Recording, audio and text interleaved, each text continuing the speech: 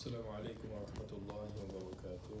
Alhamdulillah, wassalatu wassalamu ala sayyidina Rasulillah Muhammad ibn Abdullah wa ala alihi wa sahbihi wa wala. Amma ba'du, ikhwani wa ahibbati rahimakumullah. Usikum wa nafsi bitaqwallahi wa ta'atihi faqad fazal muttaqun. Alhamdulillah, sebuah nikmat daripada Allah Subhanahu wa taala yang Allah Subhanahu wa taala perintahkan kepada kita untuk al-mulazamah. Mulazamahnya terhadap apa? Bersyukur atas nikmat yang Allah Subhanahu wa taala berikan. Kenapa sih? Suaranya kagak jelas ya?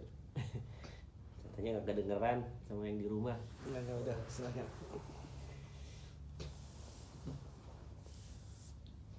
Maka Allah Subhanahu wa taala meminta kepada kita dari sekian banyak nikmat yang tidak terhitung jumlahnya tersebut, kita menggunakan segala nikmat tersebut sesuai dengan kemauan Allah Subhanahu wa taala. Ai fi taatillah, di dalam mentaati Allah Subhanahu wa taala dan ittiba' mengikuti sunnah Nabi kita Sayyidina Muhammad sallallahu alaihi wasallam. Wa min jumlatiha, daripada sekian banyak nikmat tersebut adalah nikmat dimudahkan Allah Subhanahu wa taala tafriqul awqat, meluangkan waktu untuk datang ke rumah Allah Subhanahu wa taala. Jadi masjid ini disebut sebagai Baitu kulli taqi, rumahnya orang yang bertakwa kepada Allah Subhanahu wa taala, itu masjid. Kenapa disebut rumahnya orang yang bertakwa? Allah mencurahkan rahmat, ampunan, sakinah, ketenangan ini di rumahnya, yaitu di rumahnya Allah Subhanahu wa taala. Sehingga disebutkan dalam hadis, tidaklah berkumpul satu kaum dari rumahnya Allah Subhanahu wa taala yang mereka membaca kitabullah wa yatadarus fi ma bainahum, saling mengajarkan satu dengan yang lain sesama mereka, melainkan Allah Subhanahu wa taala turunkan sakinah. Sakinah ini adalah apa? Ketenangan. Sehingga Allah tempatkan ketenangan itu di tempat yang telah ditentukan Allah Subhanahu wa taala, yang telah keluar dari lisan Nabi sallallahu alaihi wasallam. Di mana? Majelis ilmu, di rumah Allah Subhanahu wa taala, di rumah yang di dalamnya diagungkan Allah Subhanahu wa taala. Nah, ini tempat turunnya rahmat dan ketenangan dari Allah Subhanahu wa taala. Maka kita mohon kepada Allah Subhanahu wa taala agar Allah Subhanahu wa taala menurunkan sakinah kepada kita. Sakinah ini apa? Ketenangan hati. Karena inilah yang dicari manusia pada hakikatnya. Kadang ada orang sampai naik gunung untuk cari ketenangan. Ada yang sengaja bertamasya untuk cari ketenangan. Ada yang sengaja, Masya Allah, masak masakan. Ada bikin gulai rendang, ada bikin kalio, atau bikin gorengan kan gitu. Yang sengaja untuk cari apa? Li'ajli sakinah. Atau dia akan tenang, dia merasa dengan datang ke satu tempat. Padahal as-sakinah, ketenangan ini mutlak pemberian dari Allah Subhanahu wa taala. Allah mampu memberikan sakinah, ketenangan kepada orang yang hidupnya sangat sederhana. Tidak ada kemampuan untuk membelikan makanan yang mewah. Tidak ada kemampuan untuk membeli kendaraan yang mewah. Tidak ada kemampuan untuk mendatangi tempat-tempat yang mewah. Tapi Allah mampu memasukkan ketenangan dalam hati seorang hamba ketika di dalam hatinya ada keagungan dan kecintaan kepada Allah Subhanahu wa taala. Dan tempat ketenangan itu, salah satunya Nabi sallallahu alaihi wasallam mengatakan apa? Masajidullah, rumah-rumahnya Allah Subhanahu wa taala. Maka kita akan bahas tentang thawabul masyi ilal masjidi masajidi lis-shalah, tentang keutamaan melangkahkan kaki ke rumah Allah Subhanahu wa taala. Jadi nggak hanya satu masjid. Karena di Quran dijelaskan firman Allah tabaraka wa taala, innama ya'muru masajidallah man amana billahi wal yaumil akhir. Hanyalah orang yang mau memakmurkan al-masajid. Jadi al-masajid ini jamak. Artinya hanyalah orang yang memakmurkan rumah Allah. Dialah orang yang beriman kepada Allah dan hari akhir. Kalimat jamak. Artinya dimanapun kita, al-khutwah, langkah-langkah yang kita gunakan untuk sampai ke masjid, ke rumah Allah Subhanahu wa taala, maka langkah-langkah ini akan menjadi sebab diangkatnya derajat kita. Dan tujuan kita untuk datang ke tempat tersebut apa? Untuk mendapatkan sakinah, ketenangan, kebahagiaan. Nah, Allah Subhanahu wa taala menjelaskan dalam banyak ayat Al-Qur'anul Karim dan hadis Nabi sallallahu alaihi wasallam yang diriwayatkan Abu Hurairah radhiyallahu taala anhu qala, beliau berkata, qala Rasulullah sallallahu alaihi wa sahbihi wa baraka wasallam, kata Nabi, man tawadda'a, ini man lil umum ya, mau laki, perempuan, anak kecil, dewasa, orang tua, man lil umum. Kata Nabi sallallahu alaihi wasallam, man tawadda'a, barang siapa yang berwudu dengan sempurna. Artinya dengan sempurna ini di rumah sudah wudu nih. Jadi bukan wudunya ini nanti pas sampai masjid, tapi dia menjaga wudunya di rumah kalau perlu. Man tawadda'a fa ahsanal wudu'a, dan dia memperbaiki wudunya. Artinya rukunnya, sunnah-sunnah wudunya dikerjakan. Masya Allah, dia bersiwak sebelum wudu. Thumma kharaja 'amidan ila shalah, kemudian dia sengaja berniat keluar untuk sholat. Ini kata ulama, pentingnya kalau kita kerja, pentingnya kalau kita melakukan aktivitas, niatkan dari rumah ini jangan untuk ke kantor, tapi niatkan ke mana? Masjid. Maka orang yang niat dari rumahnya, walaupun untuk mencari nafkah yang halal, walaupun untuk bersilaturahim, tapi sulitnya niatkan dalam hati, saya mau sholat. Walaupun nanti sampainya zuhur, sampainya asar, sampainya maghrib, atau sampainya pun isya. Terutama buat teman-teman yang di Amerika kan, dia berangkat pagi nih, bisa nggak selain niat cari nafkah, niatkan juga untuk mendatangi rumah Allah. Karena insya Allah masuk dalam umum hadis yang disampaikan ini. Di sini perbedaan orang yang berilmu dengan orang yang tidak berilmu, tergantung niat dia. Nah, Nabi mengatakan, man tawadda'a, barang siapa yang mengambil wudu, fa ahsanal wudu'a, kemudian dia perbaiki wudunya, dia sempurnakan wudunya, dia perbagus wudunya. Thumma kharaja 'amidan ila shalah, kemudian dia keluar sengaja untuk melaksanakan salat. Fa innahu fi salatin ma kana ya'midu ila shalah, maka dia dianggap seperti seseorang yang melaksanakan salat sampai dia sampai ke waktu sholat tersebut. Hingga ulama mengatakan hidup ini untuk apa? Hidup ini hanya untuk menunggu waktu sholat. Itulah hakikat hidup, hanya menunggu waktu sholat. Selepas sholat isya nih, kita menunggu waktu apa? Subuh. Selepas subuh, kita menunggu waktu subuh. Ini hakikat kehidupan. Maka kita isi menunggu waktu zuhur nanti, waktu subuh nanti, baik dengan mencari nafkah, baik dengan bersilaturahim, baik dengan menuntut ilmu, baik dengan memberikan nafkah kepada istri dan anak-anak. Hakikat daripada kehidupan ini ulama mengatakan adalah menunggu waktu sholat. Menunggu waktu sholat untuk melaksanakan sholat sebelum waktunya datang kita disolatkan. فإنه في صلاة ما كان يعمد إلى الصلاة وإنه يكتب له بإحدى خطوتيه حسنة, satu langkah dikasih pahala sama Allah. Subhanallah, ini belum sholat nih, baru satu langkah.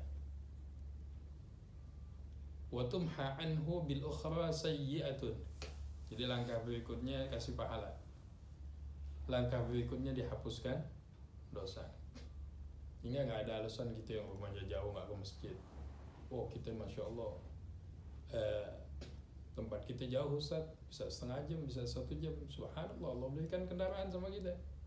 Dulu sahabat, sebagian besar mereka datang ke masjid dengan berjalan kaki. Ada yang setengah jam sebelumnya sudah jalan kaki, ada yang 1 jam sebelumnya sudah jalan kaki, ada yang 2 jam sebelumnya sudah jalan kaki.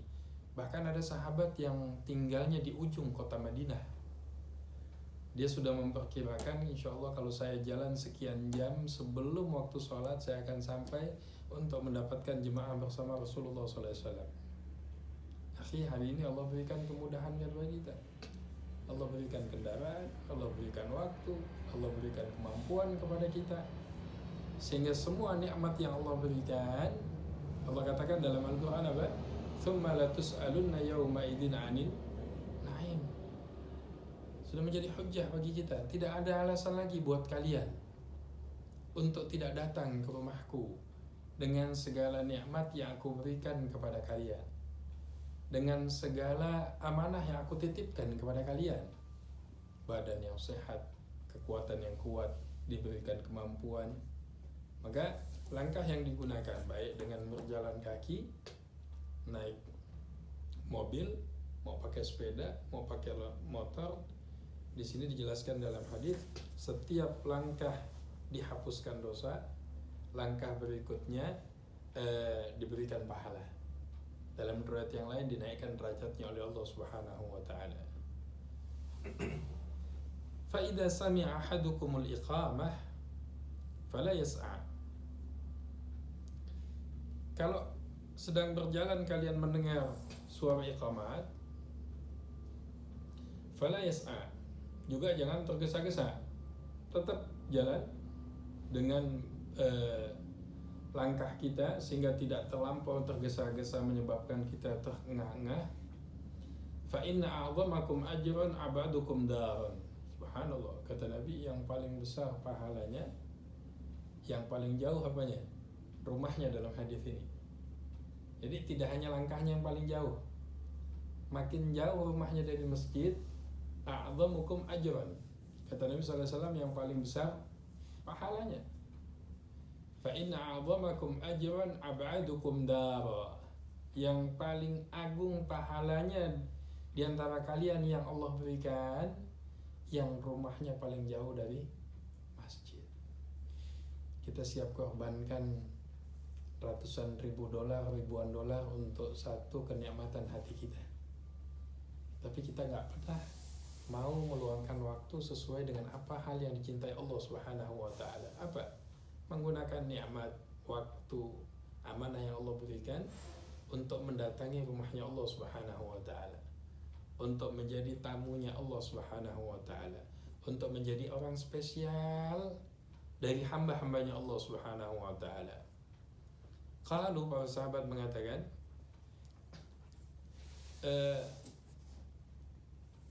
bertanya, lima ya Abu Hurairah. Ya, para sahabat bertanya, kenapa ya Abu Hurairah? Qal min ajli kathratul khuta. Kok bisa yang paling jauh rumahnya yang paling besar pahalanya? Maka Abu Hurairah mengatakan, dari apa yang dipahami dari Rasulullah, min ajli kathratul khuta, karena banyaknya langkah dan perjuangan yang dia gunakan untuk sampai ke tempat ini. Artinya di sini kita paham, ketika kita diberikan tempat jauh dari masjid atau rumah yang jauh dari masjid, wajib kita ucapkan apa? Alhamdulillah. Ini cara Allah untuk menjadikan kita orang kaya di akhirat. Ini cara Allah untuk menjadikan kita pengusaha-pengusaha besar di akhiratnya Allah. Ini cara Allah untuk memberikan kepada kita kapling-kapling di surganya Allah Subhanahu wa ta'ala. Kenikmatan yang mala ainun ra'at, belum pernah dilihat oleh mata, wala udunun sami'at, belum pernah terdengar oleh telinga, wala khataran ala qalbi basyarin, yang belum pernah terdetik di dalam hati manusia manapun. Nah, jadi teman-teman yang ada di NMB BMC atau di San Bernardino, ini kesempatan. Kita ada kemampuan untuk mendatangi rumah Allah ini pada waktu maghrib dengan kendaraan kita yang Allah berikan, dengan kekuatan langkah kita datang maghrib. Ada yang mampu isya, datang isya. Ada yang mampu 5 waktu, datang 5 waktu. Ada yang punya kemampuan hanya 2 waktu. Ala kullin, dari mulai keluar rumah selepas sholat subuh kemudian dia niatkan untuk melangkah untuk sholat, maka insya Allah dia mendapatkan pahala sholat sunnah yang tidak putus-putus walaupun dia tidak ada di masjid. Artinya walaupun dia belum datang ke masjid. Ini yang Nabi katakan innamal a'malu bin niat. Setiap amal tergantung daripada niatnya. Rawahu Malik. Hadis ini juga diriwayatkan oleh Imam Malik wa lafdhuhu, kemudian diriwayatkan oleh Imam Bukhari dan Imam Muslim. Wa fi ihda riwayatihi, satu riwayatnya mengatakan man tatahhara, siapa yang bersuci fi baitihi, di rumahnya. Jadi kasih pahala rumah kita dengan membiasakan kalau ke masjid sudah wudu di rumah. Kalau ke masjid sudah bebersih di rumah. Sudah bersuci di rumah. Thumma masya ila baitin min buyutillah. Udah bersuci di rumah, kemudian mulai melangkah dari rumahnya ke rumah Allah Subhanahu wa taala. Liyaqdi faridatan min faraidillah, untuk melaksanakan hal yang difardukan Allah. Salah satunya adalah salat yang 5 waktu. Kanat khutwatah ihdahuma tamhul khati'ah wal ukhra tarfa'u darajah. Minimalnya apa yang kita dapatkan? Setiap langkah akan pasti dihapuskan dosa. Langkah berikutnya akan dinaikkan derajat. Subhanallah. Orang sekarang untuk mencari jabatan dia siap korbankan hartanya, korbankan waktunya, bahkan dia korbankan kehormatannya, dia korbankan perasaannya. Ini seseorang dijamin dengan hadis yang sahih ini dari Nabi SAW, dan yang menjamin Allah Subhanahu wa taala disampaikan dengan lisannya Rasulullah. Yang kepengen diangkat derajatnya siapa? Yang kepengen dihapuskan dosanya siapa? Apa kata Rasulullah? Diperintahkan untuk melangkahkan kaki ke rumah Allah Subhanahu wa taala.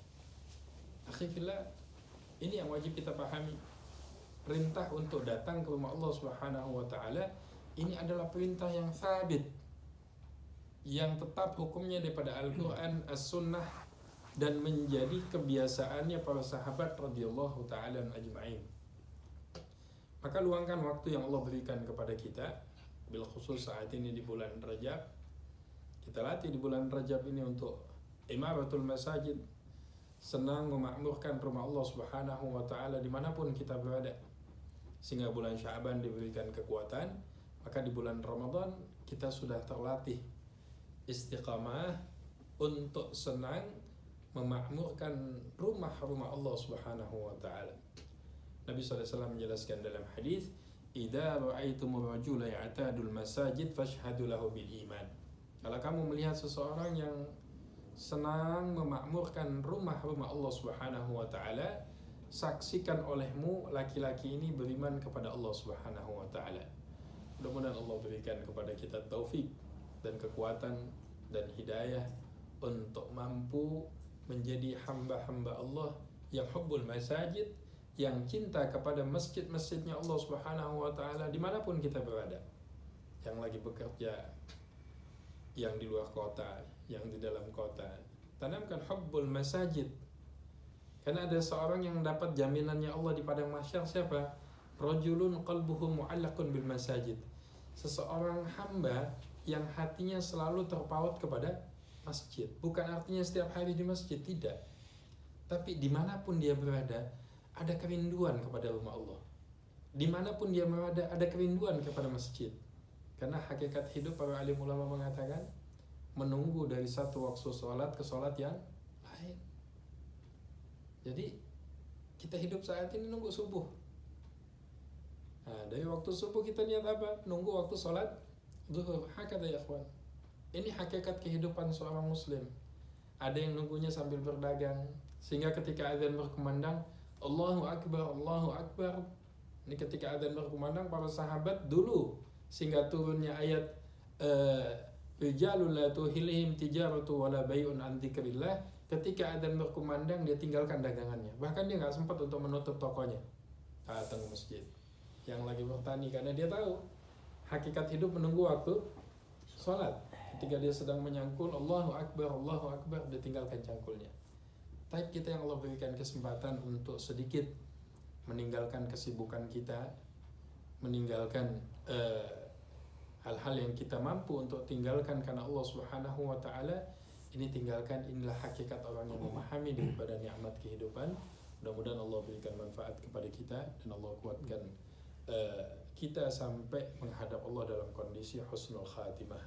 Wallahu muwaffiq ila aqwamit thoriq. Subhanakallahumma bihamdika asyhadu an la ilaha illa anta astaghfiruka wa atubu ilaik. Billahi taufiq wal hidayah. Assalamualaikum warahmatullahi wabarakatuh.